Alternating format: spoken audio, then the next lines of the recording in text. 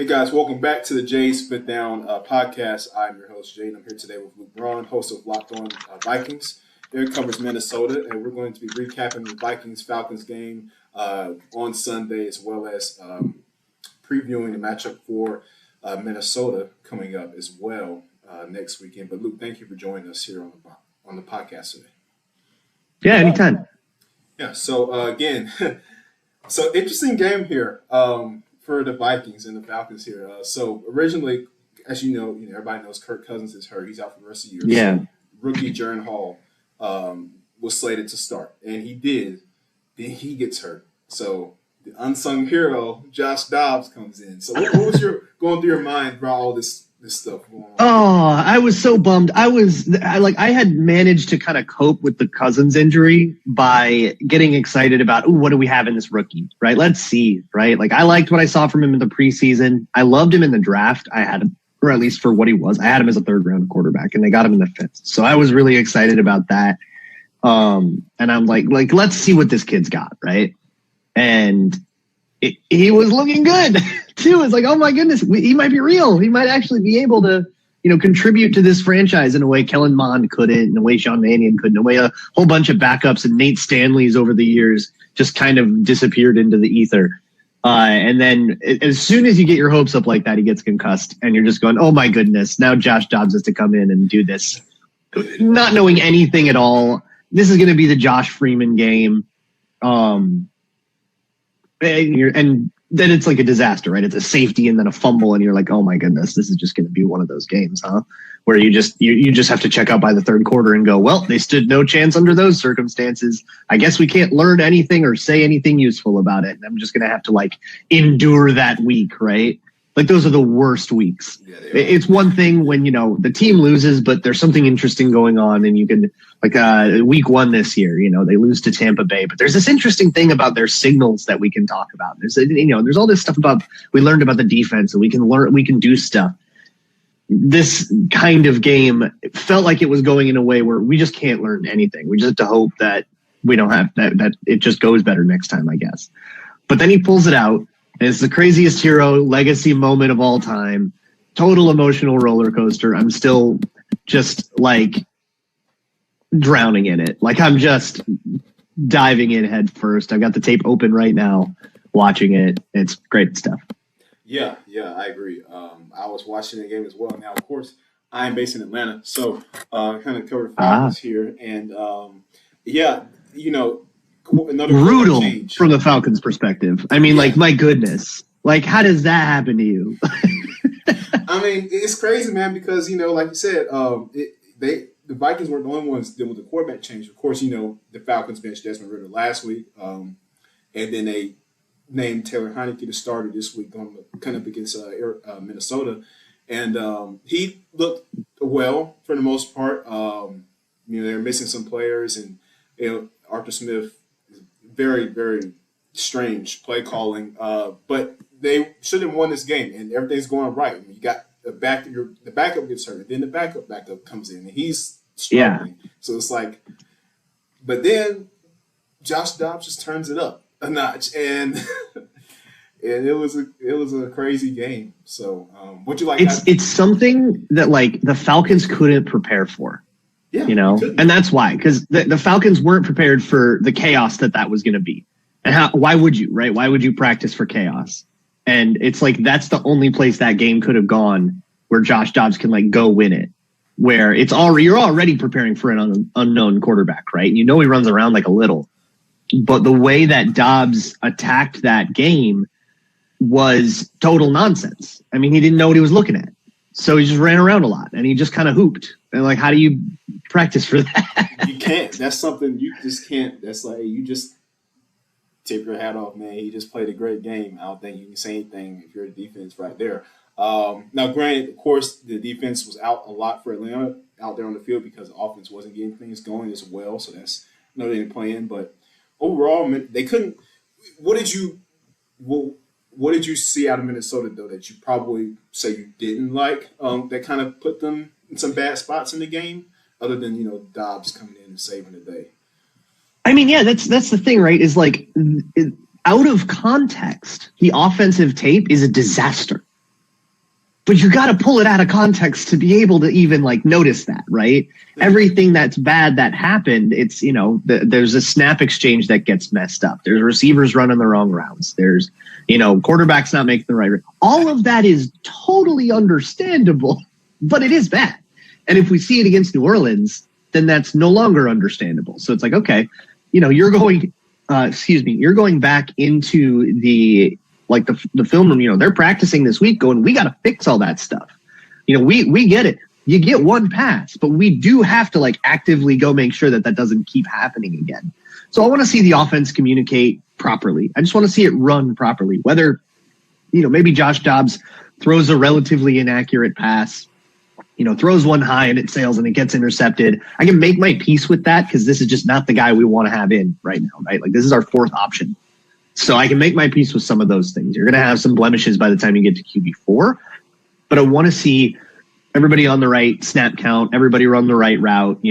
I want to see the offense at least performed the way it's drawn up, and then we'll see if guys can actually win their matchups. If they can't, we're super shorthanded. I get it. Yeah. And another thing I noticed too, watching the game, the Vikings could not get anything really going on the ground at all, other than Dobbs, of course. I think he was their leading rusher he was the leading rusher with 66 yards rushing and a touchdown. That's not good. That's so fun for both teams, for either team. Yeah, who had that? For either team. The Falcons couldn't run the ball either. So it's like, the ground game was very bad there for you guys. Yeah, it was. As well. It was kind of hard countered. The Falcons basically just like hard committed to blocking up the front side of zone plays. So zone running, all the linemen are going to try to step to direction or another, right? And the Falcons just stepped with them. You just kind of say, you slash with the zone action. You say, if you see him step to your left, get to his left shoulder, right? Get to his front side, his play side shoulder. And that is something that the Vikings countered really, really well. The Panthers did the same thing. The Vikings ran for like $150 on them. And they used counter. They used the way that they run duo, which basically takes advantage of that. Really, like you got defensive linemen at the snap moving really hard one direction without reading anything. You can exploit that, right? But when you got this QB situation and you have this limited access to what you can do in the playbook, I don't think that they can subvert that as well. So that's another thing we got to see. Does New Orleans do the same thing? If I'm New Orleans, I'm absolutely doing the same thing. You're looking at the Falcons that just totally wrecked shop up front. I'm absolutely having my defensive linemen do the same thing and saying, why don't you guys execute your counter punches? And if you have that, then we'll go to something else up front. But that's another thing. Now you have to practice it over the week and you have to get the full playbook in with this guy that will have only been here 12 days by game time. Like it's still not, he didn't exactly have camp or anything. So the circumstance still isn't ideal. Yeah. Big game against New Orleans, who was coming off a win also against the Bears, another NFC North opponent of you guys. So,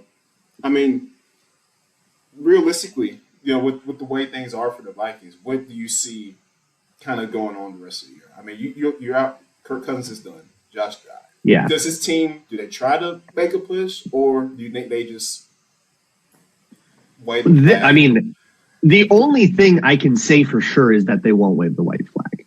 If they were going to wave the white flag, they would have done it at 1-4 after losing to the Chiefs. They have not lost since that game. There is not an ounce of quit. If they were going to wave the white flag, they would have done it after, the second Josh Dobbs turnover. I'm so sorry. Excuse me. 3 turnovers in 4 drives, if you count a safety as a turnover, which you kind of should. Yeah. If ever there were a moment where you go, you know what, this one ain't ours, let's just kind of get out of here healthy and move on, it would have been that one. But I think what people don't understand about the NFL is as much as people want to kind of min-max it and say we're either, contenders or we're not. It's very NBA mentality. The NBA feels like it has maybe 4 or 5 teams that contend and everyone else is sellers at the trade deadline. And and it's just, where these teams congregate. The NFL doesn't work that way because there's just not enough games for you to know that. You're 5-4 right now. Why would they quit now? I mean, you're going to have a team that's 1-8 in Arizona, activating Kyler Murray coming off his injury. Why would they do that? Well, it's because in the NFL, to get to the NFL, you have to be a certain kind of detached from reality. You have to look at a 1-8 Cardinals team and say, we can make a run. Like, you have to talk yourself into that, and everybody in the building has to buy in, and everybody in that building is used to buying into stuff whether or not they agree with it. From high school to college, they've all bought into what their coaches say, what their teammates say, what their quarterback says, whatever. You have to buy in 100%. Whether your thoughts on the matter no longer they're useless. You got to buy in. So the Vikings have bought in. They won't wave the white flag. Will they win? Will they go to the playoffs? Who freaking knows? Oh my God, I have no idea. I don't even know who's going to play quarterback past this week. We don't even know for sure who's going to play quarterback this week. There's still an outside shot. Jaron Hall has a quick concussion protocol process, and we get maybe Nick Mullins comes back. Like, there's so many variables. Who knows? They will do what is best for the game in front of them. Yeah. That I can guarantee you. Right. Yeah. I mean, now I think you got to go with Dobbs, right? After what he just did. I mean, granted, it was one of those fluke kind of crazy games, but he's a guy that when he was with Arizona, they did beat Dallas this year, early in the year. He had a decent game. Games for sure. But here's the question. What if he's just a disaster versus the Saints? Then you don't do it, right? What if he plays like just okay, where he throws a couple touchdowns, but he also throws a couple picks, and it's clear that he doesn't quite have the playbook down, and then Jaron Hall's back, who does have the playbook down and has a mastery of it, such like in a way that Dobbs, I don't think will ever be able to get this season, and I don't think we should expect him to. Then it becomes a little harder. If he throws 4 touchdowns, you go, all right, we're riding this hot hand.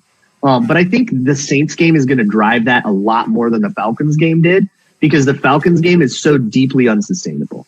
You're not going to live like that again. Great. You did a whole bunch of hooping. You ran around. You made a bunch of great plays. We love that. We're not going to live like that. We're going to live. We're going to see what life of what Josh Dobbs' world is more in the Saints game. And that will drive it way, way, way more. If he balls out, then absolutely. But I think there's just as good of a chance that the Saints say, this dude actually has all these weird habits when things go wrong, and we can subvert them and we can get 5 turnovers like they did against the Bears. Simple enough, right? Not really, though. So it's like Kevin O'Connell, who, which way did you go? If Hall is clear to play. So it's like, it's that decision he has to make as a coach. So, yeah, I mean, now let me ask you this, man, because it's something that's been going around the league as well. With Kirk being out, and then I believe this next year, is this last year or is it this year on his contract? He is slated to be a free agent this March. This year. So, what do you think the team, as far as future quarterback, where do you think they look? Do you try to bring back Kirk, or do you draft one? What do you think, Luke? What do you think? Man, the options are all out there. It sounds to me like they're gonna that they're gonna try with Kirk, and that's kind of what they told him. They tried in camp to get an extension done. There was, I think, a pretty significant distance between the two parties. The reporting that I understand it is Cousins wanted 3 guaranteed years. The Vikings didn't want to guarantee the last 2. Or maybe they only wanted to guarantee 2. I'm a little fuzzy on it. But either way, that's a big deal. They didn't want to commit to more than 2 years, or if I'm remembering it wrong, maybe 1 of Kirk Cousins. And Cousins wants to be locked up till he's 39. With the Achilles injury and older quarterbacks, how they recover from an Achilles is always going to be this big question. No matter how much work you put into it, which we know Kirk will do, still, it's just your body's not going to heal the way it did when it was 22. Right. That leads this question of how much you want to commit to Kirk Cousins, and Cousins might have to accept now that he's not going to get those 3 guaranteed years. And he might go look at what the Vikings had offered and say, yeah, well, let's do this 1-year deal because I know you're not sure about me. And they might do that. Or Cousins might not be willing to accept that. He might not be willing to accept whatever the amount becomes now that he's coming off an injury. Kevin O'Connell loves him. They are absolutely open to the idea of bringing Cousins back. But it's not a secret that they tried really hard to get Anthony Richardson, and that they are also looking toward the future. They know that Cousins, even in the best case scenario, is a short-term prospect at this point because he's just getting up there. So I don't know where it's going to go. The first question becomes, can Cousins and the Vikings come together on a deal that meets both of their needs? If they can, then they still might draft a quarterback to just develop behind Cousins for that 1 year. Maybe Cousins is the bridge quarterback. Maybe they won't feel as desperate. I mean, they were going to do some crazy stuff in the draft. The offers they sent out, oh my goodness, it would have shaken the world. Maybe they won't be as crazy if they feel like, well, we've got Kirk in the building, so if we miss out on this quarterback, we don't have to be as desperate. Or maybe they still say, yeah, but we need our future guy, and we're really in love with, Caleb Williams or whatever. There's all kinds of directions they can go. They can try to trade Arizona for Kyler Murray. I don't know what Arizona's planning to do at the quarterback position. Maybe they're done with it. So all the options are on the table. They can go whatever direction they want. This is going to be the thing that defines Kwesi's tenure. All of the stuff about their first two drafts and Addison or Scene or whatever guy you want to focus on drops in the bucket. This is going to be the decision that defines Kwesi's tenure. Is what quarterback. It's always what defines the GM. Yeah, absolutely right, man. It's very interesting. I just think, and since Kirk has gotten there, I mean, the team that they've been contenders virtually every year. So they got Justin Jefferson out there. I mean, as well, and you're gonna have to pay him at one point too. That's another February question. Him, Daniil Hunter, and Kirk.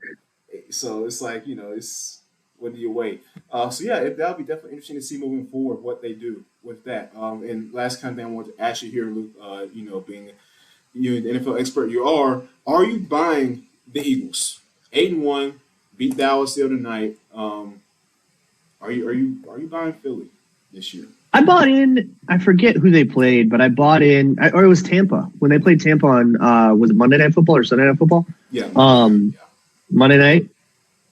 That to me just looked like a team that had all its pitches back. And what made the Eagles so lethal last year going to the Super Bowl was that they had so many clubs in the bag that they can just be a team that completely turtles and runs the ball down your throat. That's how they beat the Vikings this year. They can also be a team that kills you downfield with Devonta Smith and A.J. Brown. They can also be like a QB running team, goes horizontal all the way if you want to play the Jalen Hurts game. I don't know. I know the Eagles have had a couple of tighter games and teams have caught up to them a little bit, but they're still the class of the NFC. They're still the team to beat. They're they are driver's seat for the 1 seed. So somebody, if you don't want the Eagles to go to the Super Bowl, you got to go into the link and beat them. Yeah, that's a real team. Yeah. The record says it for itself. They're 8-1. They still, even though those games have been closer, they found a way to win them. And even against Dallas, they won that game. And so now they're front seat of the division. So I'm like, are the Eagles, can they make it back again? I don't see any threat. Well, okay, the Lions. Virtually, I think they could be a possible threat to them. I see them as the only threat to the Eagles. We'll see. There's still a lot unproven about the Lions. I know there is. Yeah, there is. You're right. And one of the big things here, the Lions they're running away with this division, right? I have no delusions. There's this funny world where if the Vikings are 2 games back by Christmas, they play the Lions twice from Christmas to the playoffs, so that they can actually steal the division if they're 2 games back. That's a long shot, and I understand that. So the Lions are playing playoff game at home. They're probably playing 1 playoff game at home. Unless they take that 2 seed, they're going to be kind of jockeying with San Francisco for that. But I think they're going to have to go beat the 49ers. That's a tough game. And they might have to do it in San Francisco. That's a tough game. The Lions have a formula where they can be a team that shortens the game. And if they are an underdog, that's kind of lets you play like an underdog. Because as an underdog, variance is good for you, right? You want a weird outcome. You want weird stuff to happen. If everybody just plays straight up, the favorite wins all the time. But weird stuff happens in football. It's why underdogs win. And when you're a team that can run the ball the way the Lions can, you can shorten that game and you can win as an underdog. And there are some games, I mean, against some teams this year, a lot of teams this year, the Lions have just like physically pounded the absolute hell out of you and win by 20. You're not going to do that to Philly. You're not going to do that to San Fran. So can they get by those? I think that's the real test of mettle. But there's also something to, you got to win that home playoff game, right? You're going to get some scrappy, weird team. You might get Dallas, you might get some weird, like a weird Saints team or a weird Falcons team or something, and you got to take care of business there. Jared Goff has been in the playoffs with the Rams, but he hasn't been in the playoffs in a long time. And basically that entire Lions core outside of Goff has not really had any experience in the playoffs. You kind of see like the new playoff teams, it's really hard for them to go on a run. It's different in the play. You ask anybody who's played in the playoffs. Nathanson has a great story about it from the first time he was in the playoffs back in 2004. And he was a rookie, but everybody on that Vikings team had been to the playoffs a lot. And everything just changed. And he was so struck by how everything changed. The mentality changed. The intensity level was just different that week of practice. And I think if you're not used to that, it can get you a little bit. It's versus a team that is used to that does have something to prove, right? Like Dallas, I think. That can be tough. So who knows or Seattle, maybe that's another good one that could come in and give Detroit some trouble at home, which they already did beat Detroit. For me, my mentality about Detroit has shifted to what did they do in the playoffs? To me, playoffs for Detroit is a foregone conclusion. And I think good for them. When's the last time we could say that about the Lions? But now the expectation shifts to, okay, how do you turn this into something that's more than just, the first playoff win since 1991?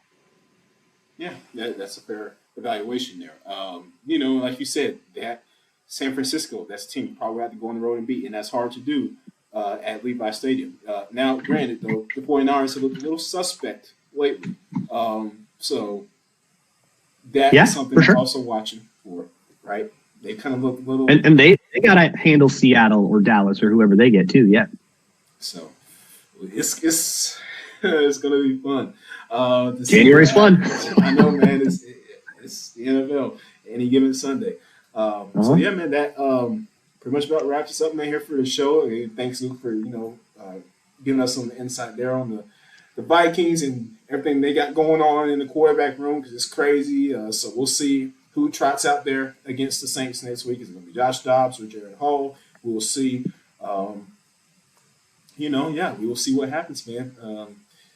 Thank you for coming on. Anytime, man. All right. Well, you have a great rest of your day, Luke. And you guys can check out Luke's work on Locked On NFL, Locked On Vikings. He does some good job there covering the Vikings as well. So make sure you check him out. And we will see you guys next time. Jason Pound. Thanks, Luke.